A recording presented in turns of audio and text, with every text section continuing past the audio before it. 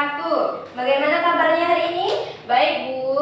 Alhamdulillah. Sebelum memulai pembelajaran kita pada pagi hari ini, sebaiknya kita berdoa terlebih dahulu. Minarsi boleh pimpin doanya? Bisa, Bu.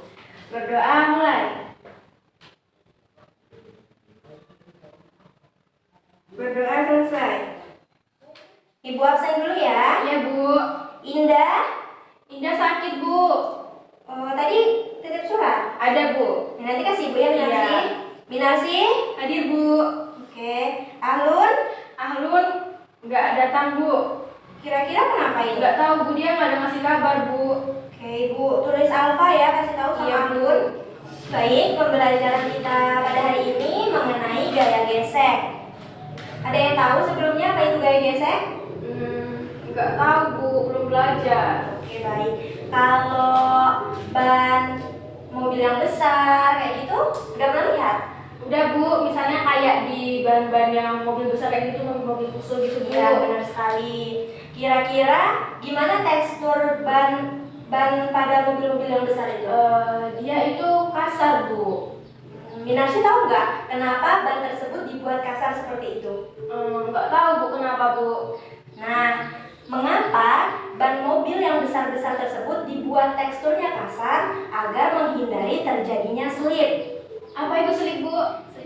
Slip itu agar saat mobil berjalan, bannya tersebut tidak tergelincir atau bisa berhenti karena dibuat kasar. Mengapa begitu?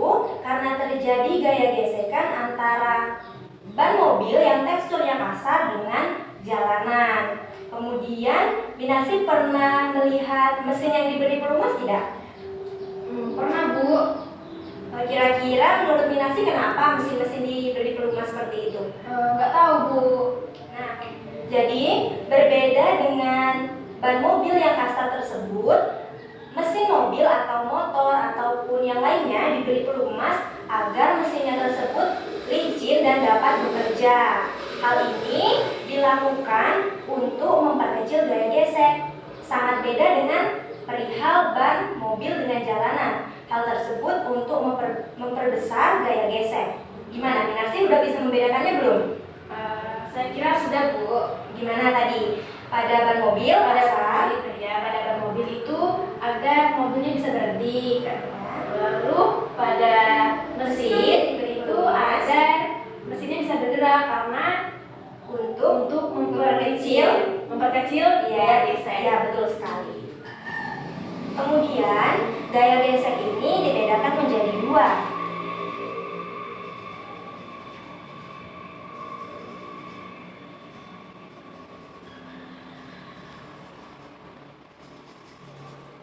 Minarsi tahu nggak apa aja sih macam-macam gaya gesek ini? Minarsi cuma tahu satu, Bu. Apa? Gaya gesek statis, bukan, Bu? Iya, benar. Yang pertama, gaya gesek statis.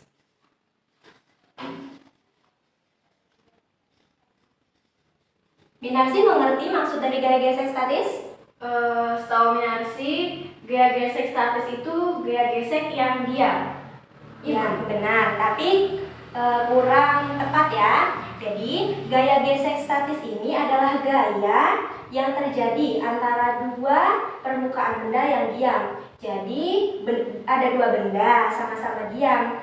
Jadi, itu dinamakan gaya gesek statis. Atau gerak relatifnya itu tidak ada satu terhadap yang lainnya.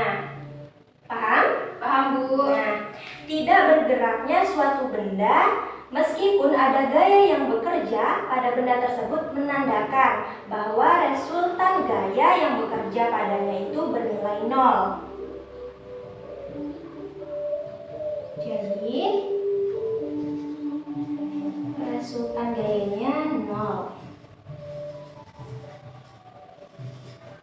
Oke, salah satu contohnya nih, misalnya Minarsi mendorong meja di lantai dan meja tersebut tidak bergerak. Kira-kira kenapa? Karena ada gaya gesek. Benar. Yang pertama karena adanya gaya gesek. Yang kedua, karena gaya dorongan yang Minarsi berikan lebih kecil dari gaya yang bekerja pada benda tersebut. Jadi tidak cukup kuat untuk mendorong meja tersebut bergerak. Jadi, untuk gaya gesek statis tersebut dapat biasanya disimbolkan dengan Fs. F adalah gaya, S-nya untuk statis atau statik ya. Jadi gaya statik, gaya gesek statis. Fs ini sama dengan mu S dikali N, di mana tadi Fs adalah gaya gesekan statis, mu S adalah koefisien benda, dan N adalah gaya normal. Kemudian, sudah Binasi? Sudah, Bu. Nah, kemudian setelah gaya gesek statis, Binasi masih itu lupa atau Lupa, Bu. lupa? Iya. Gaya gesek yang satunya yaitu gaya gesek kinetik. Oh, gitu. Kinetik. Jadi, gaya yang diperlukan untuk mempertahankan gerak suatu benda lebih kecil daripada gaya yang diperlukan untuk memulai menggerakkan benda tersebut. Untuk memulai menggerakkan suatu benda, gaya luar mula-mula digunakan untuk mengatasi gaya gesekan statis benda itu. Nah, dengan permukaan lain yang menyentuhnya. Setelah benda tersebut bergerak, bagaimana gaya luar yang mempertahankan gerak benda itu? Maka digunakanlah untuk mengatasi gaya gerakan kinetiknya, yaitu disimbolkan dengan Fk. Fk sama dengan US dikali N. Rumusnya sama, bentuknya sama, hanya saja di sini bentuknya Fs untuk statis, mu S untuk statis, dan di sini Fk dan mu K untuk kinetis. Setelah Ibu jelaskan secara singkat tadi mengenai gaya gesek statis, gaya gesek kinetis, kemudian kita dapat membedakannya. Di mana di sini perbedaannya untuk gayanya, gaya statis, rumusnya adalah Fs sama dengan mu S dikali N. Kemudian di sini ada Fs kecil dari atau sama dengan mu S dikali N. Artinya di sini gaya gesek statis lebih kecil daripada koefisien benda dikalikan dengan gaya normal tersebut. Kemudian gaya gesek statis ini dimiliki oleh objek yang diam atau bergerak. Statis itu diam, Bu. Nah, gaya gesek statis dimiliki oleh benda yang diam. Kemudian arah gaya geseknya ini berlawanan dengan arah gaya luar yang bekerja pada benda tersebut. Jadi misalnya seperti ini arah yang berlawanan. Misalnya ini benda, misalnya gaya bendanya tersebut ke sini dan gaya geseknya ini ke sini. Kan arahnya berlawanan. Sehingga hal tersebutlah yang menyebabkan terjadinya gaya gesekan di permukaan dengan permukaan benda, permukaan lantai dengan permukaan benda. Kemudian yang kedua di sini kinetik. Rumusnya yang pertama, rumus umumnya sama, Fk sama dengan mu K dikali N. Kemudian untuk Fk ini, Fk lebih kecil daripada Fs. Jadi jika kita mengerjakan suatu soal atau mengerjakan soal gaya gesek ini, di mana di sini ditanyakan gaya gesek statis dan kinetisnya, maka jelas dari rumus di sini kita nanti mengetahui bahwa nilai gaya gesek kinetisnya lebih kecil daripada gaya gesek statisnya. Kemudian gaya ini berlawanan arah dengan kecepatannya, selalu lebih kecil daripada gaya gesek statis.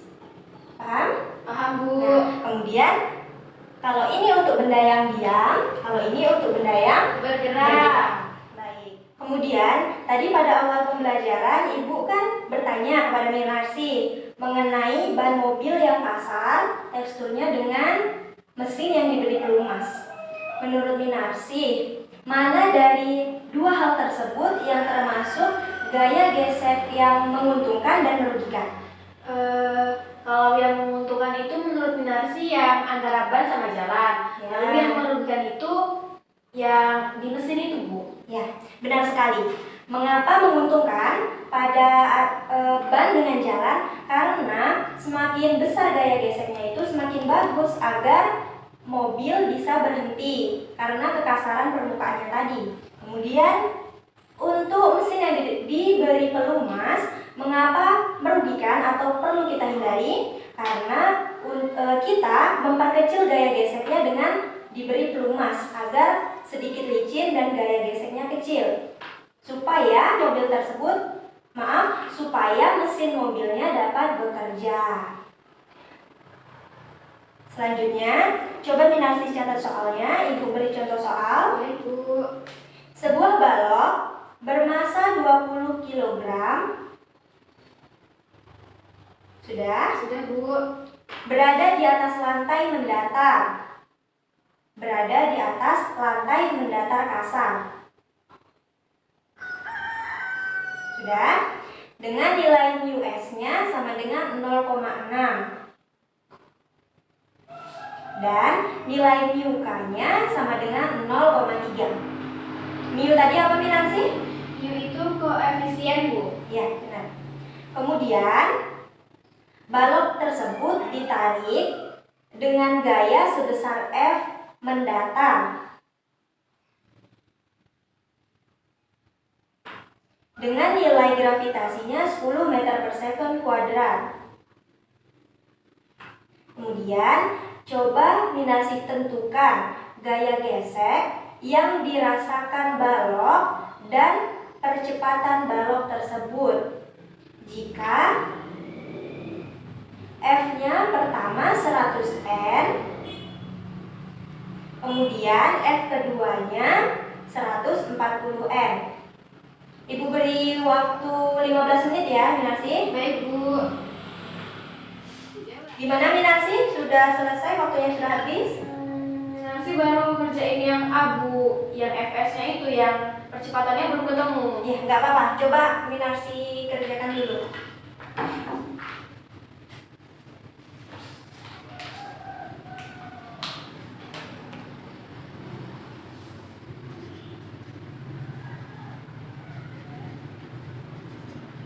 M-nya 20 ya.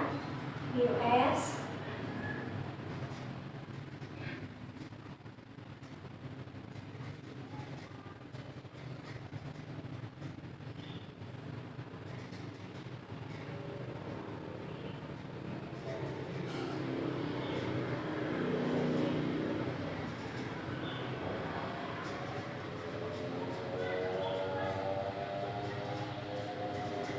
Sudah, Bu. Terima kasih, Bu. Jadi M-nya 20 kg, US-nya tadi 0,6, UK-nya 0,3, gravitasinya 10, F1-nya tadi yang pertama ditanya 100 N, yang kedua untuk 140 N. Untuk yang pertama yang ditanya adalah gaya gesekan statis, benar. Rumusnya Fs sama dengan μs dikali N, benar. Untuk μs-nya 0,6, N-nya gaya yang pertama 100 N. 100 kali 0,6, 120 N, benar, Minarsi. Untuk yang percepatan serta bagian yang B untuk 140 N, Ibu jadikan PR untuk Minarsi ya. Baik, Bu. Ibu cukupkan pertemuan kita pada hari ini. Ibu akhiri. Wassalamualaikum warahmatullahi wabarakatuh. Waalaikumsalam warahmatullahi wabarakatuh.